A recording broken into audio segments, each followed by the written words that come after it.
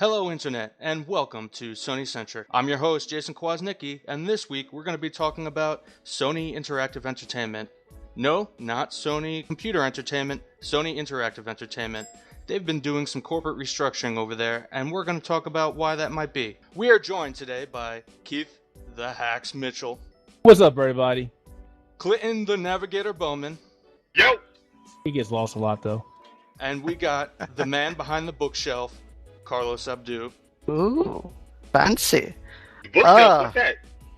Oh, that's a tunnel that's under construction. It's coming back this Sunday or next Sunday. All new, all different bookshelf. Brand new, total comic-centric stuff. Shameless plugs. So I should expect myself to grow a gray beard before the bookshelf comes back, right? Damn, shots fired. At least you should at least consider growing the Don King. Just saying. No. I'm going bald, so that will never happen. What? You? Never. Yeah. Okay, guys. Getting back to Sony news. Sony Computer Entertainment and what is this? The Sony Network. Basically, everybody behind the PlayStation Store, PlayStation Plus, and whatnot. They've all been shepherded under one roof that is now called Sony Interactive Entertainment. And what's more, it's going to be headquartered not in Japan. It's going to be headquartered in America. In California, right? Yeah, in California, in San Mateo, I believe. Well, it might as well be Japan anyway, because you know. They're practically neighbors. Yeah. Yeah. Jason, wasn't yes. Sony Interactive Entertainment always a thing under their umbrella? Like, wasn't there like the game division? Nah, the game division was SCE, Yeah. SCEA, and SCEE. So what they did was they just put everything together and just said, this is Sony Interactive Entertainment. So, SIE. Yes, the global chief executive, Andrew House, said that Sony Interactive Entertainment will become an even stronger entity with a clear objective to further accelerate the growth of PlayStation business. Basically, this is business speak for we were doing some house cleaning. But well, in other words, our phones are failing. We don't have a computer. We don't have a computer division anymore. And the only thing that's really making us money is people sitting at home doing nothing, playing Call of Duty. All right, let's do this. Wait. Before we go into that, I thought Sony sold off its Ericsson line a while ago. No, you see, they still have the Xperia line. You forgot Anyway, continue. Not to mention, the televisions are not exactly doing so well, unless it's called PlayStation TV. Yo, the Bravia. Anyway. Yeah, I think we should turn to Keith first here. He put up a pretty interesting piece about some insight into some potential business strategies that Sony might have going on over there. So, Keith, I'm going to turn it to you. Big boss. So in my article, I looked at, actually stuff I talked about the last couple of years ago where I stated that the mobile market would basically get to the point where it would surpass consoles. And to a point, you can already see that happening in Japan, where Japan is pretty much 85-9% mobile phones, mobile devices. They get their kicks out of playing games on the go. So consoles, even the PlayStation, doesn't have a huge penetration in Japan that it had back in the day, like in the PlayStation 1 and PlayStation 2. And you sort of saw that happening towards the middle or the end of the PlayStation 3 life cycle. But now in the PlayStation 4, you can clearly see that Japan is pretty much ran by mobile gaming.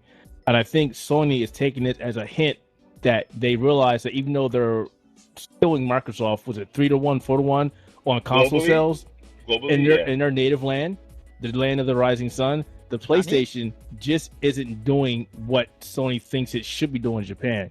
Yeah, let me give some quick numbers on that. Yeah. So, just in terms of global hardware units pushed in North America and Europe, the PS4 has approximately 14 million for each. That's pretty low for a Sony PlayStation. Well, I mean, you're comparing it to like the entire lifespan sales of PS3, PS2. We're still only 2 years in. Well, Jason, even with that, 2 and 3 years in, the Sony PS2 and the PlayStation, that mostly PS2 did sell significantly more, but then again, it was a different climate. Nowadays, with the PC market growing and mobile gaming becoming more of a bigger thing, 14 million consoles, and honestly, in America, I mean, it's a real neck and neck race in America in terms of the consoles and the major. Still systems. neck, Oh, sure, still sure. Neck and neck? No, It's- I in agree America, with you. I mean, just I was always under the impression that Sony had a significant lead. No, because not of in America. Not in America. Not in America. It's only a million gap between the PlayStation and Xbox in America. yeah, they Wow. are leading, but not by much. But I mean, I'm looking at just a history of all hardware sales. So let's just look at North America for a second. PlayStation 2 in its lifespan sold 53.65 million units, and PlayStation 4 is currently at 13.77. So Yeah. the PlayStation 2 was around for what? It was 7 or 8 years. No, about a 10 years lifespan. Yeah, so I mean, extrapolate those sales. It's around the same. The PlayStation 4 is roughly at PS2 numbers for where it is in its lifespan. Like in the United States, I mean, the PlayStation 2 sold 41 mil in the United States in the 10 years that it was in existence. That's a big amount. Actually, let me backtrack that. I think the numbers are wrong, the date. So the PlayStation 2 lifespan, it dropped 2000, It dropped and October they 26, discontinued it 2000, finally at the end of 2012. So it was like a 12-year lifespan. Yeah, And the PlayStation 2 was still pushing out a lot of systems. Even Yeah, after. yeah. it The PlayStation 3 had a 9-year cycle. Yeah, but what I'm saying is, like, in terms of the numbers, based on the MPD group, Sony PlayStation 2 41.12 million in the United States. Like, that's still behind the 45 million of the Wii and the 47 million of the DS. Well, we're not going to So- count that. Yeah, I mean, and we're we're on not topic. counting Yeah, here. we're not We're not counting counting that. that, but I'm just saying it's still, in terms of Sony, that's still significant. 41 million in the United States. The No, difference I between understand the- what you're saying, but what I'm saying is if you divide by 2, where the PS4 is right now, that's the number you get is about 14 million. Yeah. And then when you factor in the Japanese, and this is what disheartening. 2 How is million. Japan? 2 2 million. million. Yeah, that was the point I was ultimately getting to, is that you have, and if you look at the rest of the world, quote unquote, it doesn't give specific countries, but you got 6 million. You got 6 million sold not in North America, Europe, or Japan. So fuckers in Dubai are buying more PlayStation 4s than the Japanese are. And actually, honestly, Jason, I think those numbers are skewed just because I've seen a lot of people from out of the United States come to the United States on Black Friday, buying shit and then sending it back home and vice versa. So Because it's cheap. Because it's cheaper to do that. And you It know is. what? That's And- what the hustle is. I mean, keep in mind, I'm Caribbean. My mom is from Trinidad. My father's from Jamaica. How much you want to bet? Like, dude, I would be doing that. I'd be sending my family an American PlayStation 4 to Jamaica because it's How cheaper many to of do so. those American sales were actually sales that was bought here and not imported you can't- to other countries? So, well, if it's imported, it was purchased in another country first. It was still, Yes. yeah, that's what I'm saying. so it still counts. Keep in mind, it's the same thing if you go to Video Games New York and go pick up a Japanese PlayStation 4. It's still sold in Japan, shipped over here. Like, that's what I'm saying. It's still a Japanese sale in the same respect. But it really shows, again, back to what Keith was saying, that in Japan, the on-the-go lifestyle is the way Japan is going to. Right. Yeah. That's what all It's not these even numbers an point to. Yeah, go ahead, Jason. No, all I was going to say is all these numbers and shit that we're talking about, it all goes to stress that, the people buying the PlayStation 4 is everybody in the world but Japan. And not Pretty to much. mention, it's not even about on-the-go lifestyle. It's also compartmentalized. Remember, a lot of the Japanese who live in Tokyo or any of the big city parts don't exactly have much space to have a giant game center like most of us would do. So the I mean, smaller, the better. But you're talking about a giant game system. All you really need is a console and a TV. So it's like That's true. That's all you really need. But so again, like I said, the on-the-go lifestyle. There's a lot of it is the on-the-go lifestyle. Like in America, remember, we are like literally on the go, especially if you're in New York and things like that. But there's still a largely sedentary lifestyle in America. So As opposed to Japan, opposed to where Japan. they have not only the advantage of on-the-go mobile platforming with Vita. The Vita, thanks to crossplay, they can now just play their PS4 stuff. But it's not even that. I mean, in the same respect, America still has that luxury too with the iPhone, the Android, Windows Phone. Okay, but Vita and you're missing a little point there. I mean, those are all valid points, but it just goes back to it's just not something they prefer to do. You're talking about mobile being big in Japan. It's mobile is huge in the United States as well. I'm looking at the numbers, the most recent numbers. Yeah, the 3DS sold second most in the United States compared to Japan. Japan 20 million 3DSs, United States 18 million. To move on from this point, there's also the aspect that Sony as a company, they do have a lot of first-party developers that they own. They own those IP, and most of those developers are in America, not Japan anymore. Yeah, like Sony Santa Monica is one of them first-party things, and they got Naughty Dog and Insomniac and all that kind of stuff. So, you know, you look at that, and it's actually more prudent that they're in California around like Silicon Valley and stuff like that, where everybody is like congregating. That way, everybody is congregating. And you know, there's like that communication that's a lot easier if it's in the United States as opposed to if it was based out of Japan. You don't necessarily have to worry about A, the language barrier, or B, you don't have to worry about having to wait until like 12 hours later to get a response. You're getting that response hold up. Time. In 2015, come on, email. No, time is money. I can only imagine how many frequent flyer miles Shuhei Yoshida must have, because that dude does get on a plane like every other day, flying out to all these different studios and back to Japan, because he plays all these fucking games. Yeah, and like I said, like imagine me and Mace talking. Mace is in Australia. I'm in New York. Do you like the only time that we really get a chance to talk is when he wakes up in the morning, and that's like around. So that's why he always sounds so groggy. Yeah, that's when it was like 8, 9 o'clock at night over here. So if you really think about that for a minute and process that, yeah, it makes more sense for them to come to California, station everything out the United States, and there's only a real 3, maybe no time difference really. Personally, I'm half and half on this. On the plus side, that means maybe more Japanese studios and developers will be forced to come out here if they want to sell games. No. I don't see that.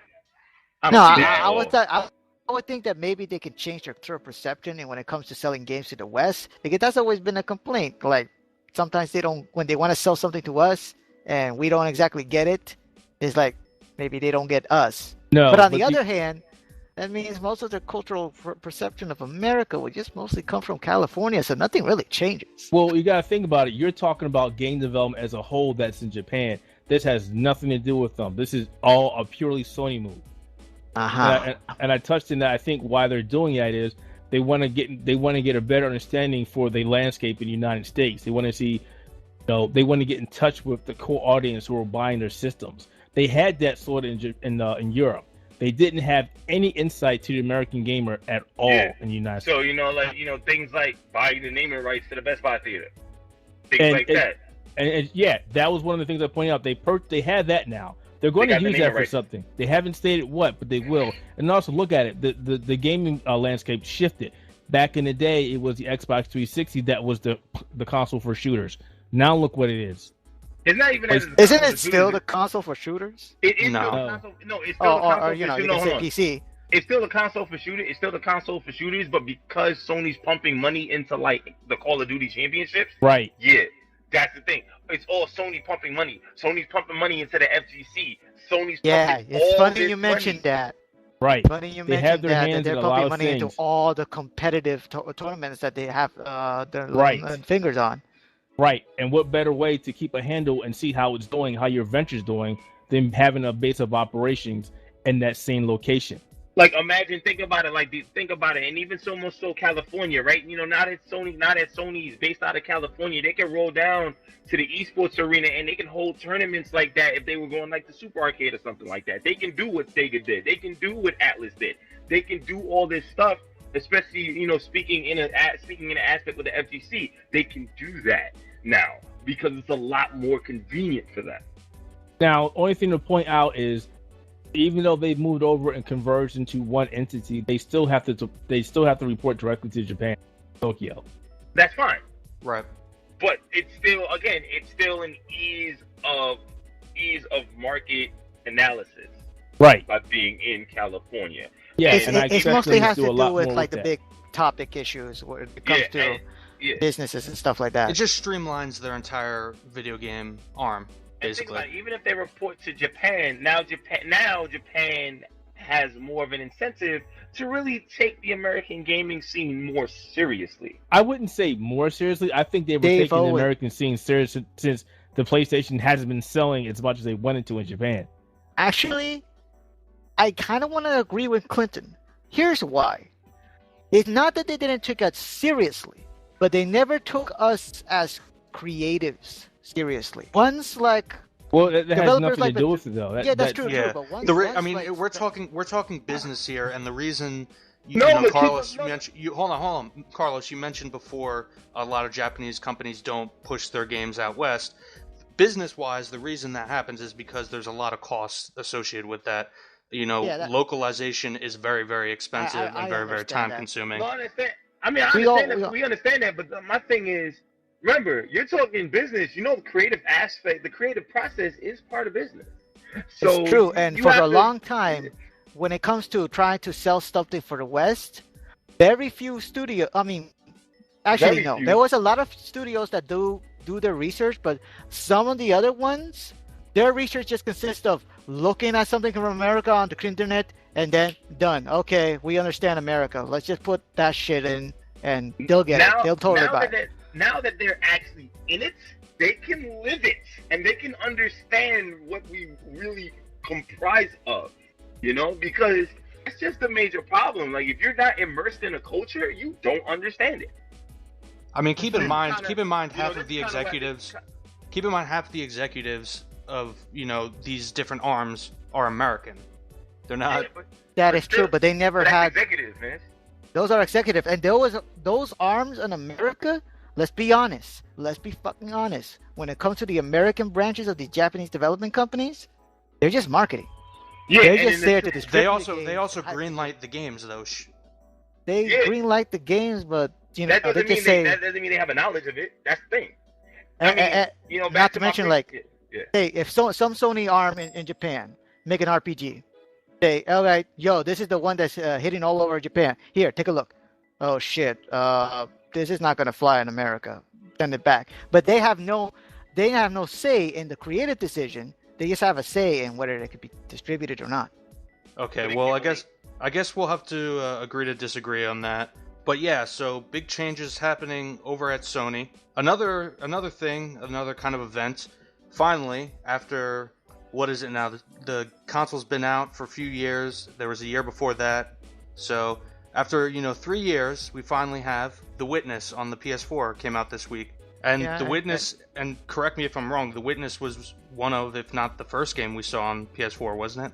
No, Oh, no. I think it was not that I announced rem- earlier not than that I that. rem- not that I remember. It was announced earlier than that. No, before it was definitely announced earlier, but then Sony announced that it would be one of the launch games for the system. That is true, but hey, is Mr. 'Cause it was- Jonathan below? Yeah, it was originally announced just as a PC game. Yeah. Oh, Oh, right, the that was original that was the original- whole marketing behind the PS4. That a lot of the PC Steam games were coming on. Yeah, but a lot of the original marketing for it was supposed to be, the original plans were for the PS3 and Xbox 360, and they had to abandon it because the game engine became too demanding. Right. So this game came out this week on Tuesday, and it's gotten some 10s. People think it's good. IGN gave it a 10. I think you said, what, Clinton? Game Informer gave it a 10? No, Destructoid gave it a 10. Game Informer gave it a 9.25. GameSpot gave it a 9. Giant Bomb gave it 5 stars. IGN a 10. PC Gamer gave it 89 out of 100, and Polygon gave it an 8 out of 10. No, It wait a second, to guys. say- Before we go any further, now these are just the beliefs of myself, Keith Hax Mitchell, and not of the Outerhaven. However, everybody that gave this game a 10, and also everybody who gave Undertale a 10, have lost all credibility with me. So Word. Nick saying a lot of those people that gave it a 10. Word. I'm sorry. Look, Jonathan Blow is Can I really. can I just say something real quick? God What? damn, Keith. Damn. Undertale did not deserve a 10. I am sorry. I mean, right now, It based deserves a on- 9. Let's be honest. It deserves a 9. I mean, But Attack of the Fanboy. Okay, Attack of the Fanboy gave it 100. The Examiner gave it 100. You know, We're talking. PlayStation- Are we talking about The Witness or Undertale? yeah, The Witness. PlayStation Universe gave it a 6.5. US Gamer gave it a 40. Look, okay. Random numbers, you know. I kind of want to wait till Jason was doing his review, but I feel that whole giving The Witness a 10, I think that's more of like they want to avoid a backlash of giving the long-awaited follow-up to Braid. Wait. Any gaming journalist company, person, media outlet, etc., shouldn't give a rat's ass if somebody gives them backlash about them scoring a game. Like, shouldn't, but that's never the truth. Keep in mind, like, yo, dude, take it from me when I first came on this website, when I gave NBA Live a 4. Oh, I remember. Out of 10. I remember. And then a year later, I end up giving Madden a 10 out of 10, and people sat down there like, you really gave this game a 10? I said, yes, I gave this game a 10, and I'm proud of it. Like, a lot of people aren't us. And a lot of people, like, I'll be honest with you, VentureBeat gave this game a 70. So, like, the opinions are different based off what I see on Metacritic. But a lot of it is this is centering around an 87 out of 100 that this game has gotten. Now I'm waiting for right now. Give us the 411. You think it's a 10? Or all right, so I've played for what was it like? I've only scratched the surface. I'm like at an hour and a half for my play session, but I have to say I am really fucking impressed. I'm not a puzzle game guy, and just this game just keeps me drawn in. It really is impressive, and while I'm not at liberty to say it is or is not a 10, I will say that right now. On my preliminary evaluation, I would give it somewhere between an 8 and a 9 if I'm giving it a score. Are you going to review this? Yes. I'll wait till your review. I want to see a video review. I don't want to see you writing. I want you to talk about this. Talk through this. I want to see a video review. I mean, keep in mind, this game is very, very simple. All it has are these puzzle mechanics, but just the world. It's a very, very, very beautiful game. The world keeps me what? Yo, familiar. The world does not sell shit. Like, the world can be pretty, but the gameplay can be garbage. Well, what I'm saying is it's well designed. Level design and world design play a huge part in some games. I mean, look at Hitman, dude. Hitman would be a shit game if the level design was not flawless in games like Contract and Blood Money. And you got to keep it in mind with The Witness in particular. The world is kind of part of the level design of the game. That's what I'm saying. Yeah, all right. I hear that. I respect that. Because, I mean, really what keeps you going through all these puzzles, aside from, they're really fun brain teasers, is you want to see what's behind that door. You want to see what's hidden under that bunker. You want to see what's in that castle. And it just keeps you going. There's like a mystery, and you're trying to unravel it. Yeah, just keep it 4 times, keeping it 10 times 10 actually. Just keep it 10 times 10, keep it 100. Like, that's how you feel about it. How you feel about it? Like, I don't think it. I mean, again, I have not played through the end, so I can't give it a 10. No, but I'm not saying give it a number now, just based on what you played, man. Yeah, no, I can see it being a 10. Yeah. All right, fair enough. I mean, I don't know, man.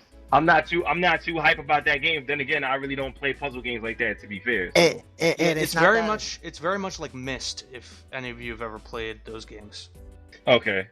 Yeah, that's the thing. I feel like the game is just too subjective to ultimately just get a general 10 out of 10.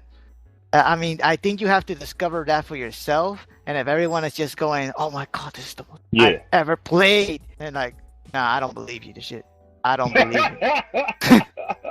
I mean, ultimately, all reviews are subjective to a degree. Yeah, but I don't know. Is it really worth the hype? I think that's ultimately up to the individual. That this is a true video game experience. Yeah. No, of course, and I mean, for people who prefer, moment to moment, deep mechanics, this might not be their game. Because really all there is solving these puzzles.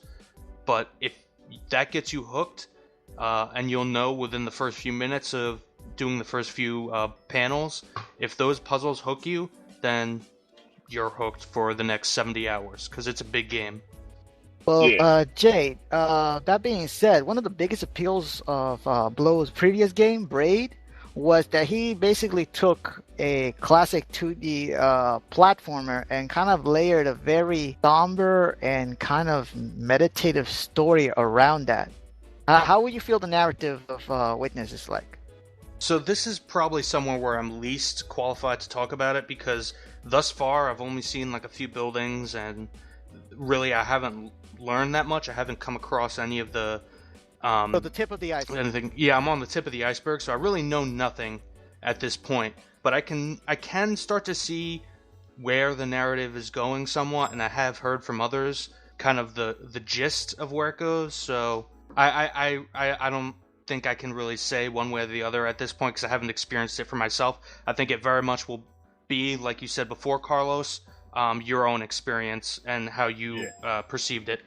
Just look out. Shameless plug incoming. Look out for my review. Hopefully by the end of this week. And I'll be sure to put up some impressions before that. By the way, the Witness is getting kind of pirated. Oh yeah, that too. Yeah. Well, hold up. Tell me the tales of people who are getting salty of the pirate version, because Jonathan usually when the Blow games like that, the developer always have a counter-pirate strategy. No, Jonathan Blow is like, it seems like The Witness is the #1 game on a certain popular torrent site. Unfortunately, this will not help us to afford to make another game. He's going for the feels, empathy. Should I feel sad? Nope. Keep going. Well, I think that's going to do it for us over here at SonyCentric. We've had fun this week. I'm your host, Jason Kwasnicki, and we were joined today by Hacks, the Keith Mitchell. Hacks! Hacks the Keith Mitchell. That's so. The Navigator, Clinton Bowman. Just call him Mr. GPS. Mr. 2.4. GPS, got it. And Carlos, No. what am I going to call you? You can call me the Red Bastard, Carlos Aznavour. No. No. Alright. Call him the Angry Come Goat. on, the Red something. I'll call Johnny you now. Ridden. You're Johnny Ridden. You bastard. Nah, I'll you call- You know what? I'll take it because his bubble suit is fly. I'll call you the Page Master, Master of the Bookshelf, Carlos Abdu. I like the title Master. I'll take it. Oh, This has been hold on. SonyCentric, the Outerhaven's official PlayStation podcast. You can find us over at the Outerhaven net, over on YouTube. Please subscribe, like this video if we did a good job, and check back for more content. Once again, this has been Jason Kwasnicki. Peace out, everybody. Down, down, down. Dun, dun, dun, dun, dun, dun, dun.